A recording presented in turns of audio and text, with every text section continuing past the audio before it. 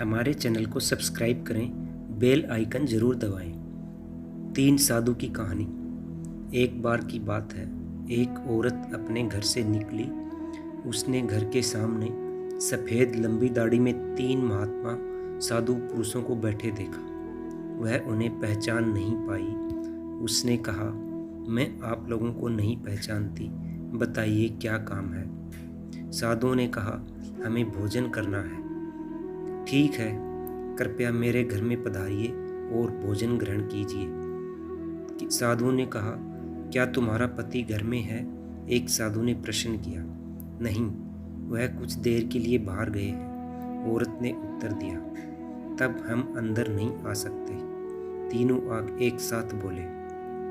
थोड़ी देर में औरत के पति वापस घर में आ गए। उसे साधुओं के बारे में पता चला तो उसने तुरंत अपनी पत्नी से उन्हें पुनः आमंत्रित करने के लिए कहा। औरत ने ऐसा ही किया। वह साधुओं के समक्ष गई और बोली, जी, अब मेरे पति घर वापस आ गए हैं, कृपया आप लोग घर में प्रवेश करिए। हम किसी घर में एक साथ प्रवेश नहीं करते। साधुओं ने स्त्री को बताया। ऐसा क्यों है? औरत ने अचरज से पूछा।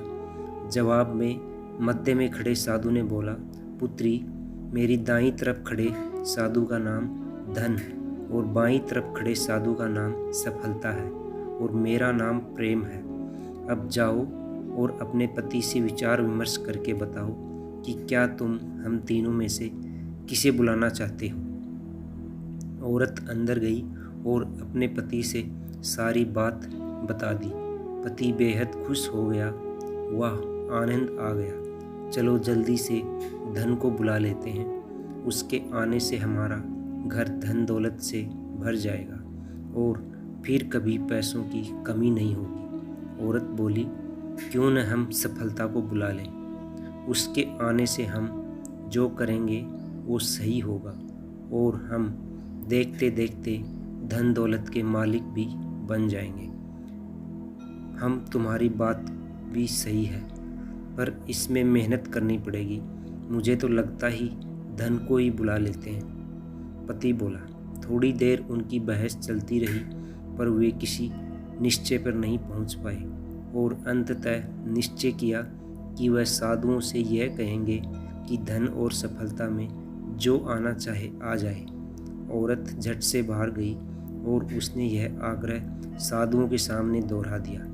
उसकी बात सुनकर साधुओं ने एक दूसरे की तरफ देखा और बिना कुछ कहे घर से दूर जाने लगे। अरे, आप लोग इस तरह वापस क्यों जा रहे हो? औरत ने उन्हें रोकते हुए पूछा।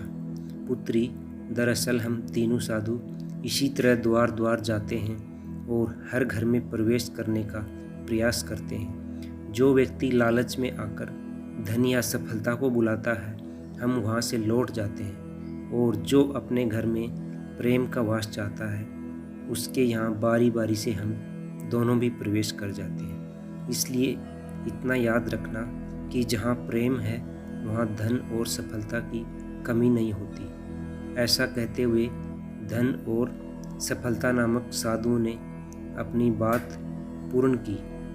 दोस्तों, इस कहानी से हमें यही शिक्षा मिलती है कि यदि इंसान लालची न होकर निस्वार्थ भाव से दूसरों के हित के लिए और आनंद की कामना करता है, तो निश्चित ही उसे जीवन की वास्तविक सुख की प्राप्ति होती है। सच्चा सुख आनंद में ही मिलता है।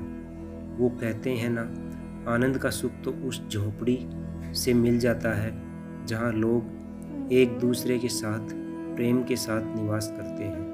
और ऐसा सुख तो बड़े बड़े महलों के समान बंगलों में भी नहीं मिल पाता है, क्योंकि वहाँ घर तो बड़ा हो जाता है लेकिन दिल छोटा होता है, जिस कारण से वहाँ प्रेम और आनंद का निवास नहीं होता। दोस्तों, कहानी यहीं समाप्त होती है। हम सभी को भी इस कहानी से शिक्षा लेनी चाहिए और परिवार में शांति के साथ सप्रेम रहना चाहिए। एक दूसरे का, बड़े बुजुर्ग का आदर करना चाहिए। कहानी यहीं समाप्त होती है। धन्यवाद। नमस्कार।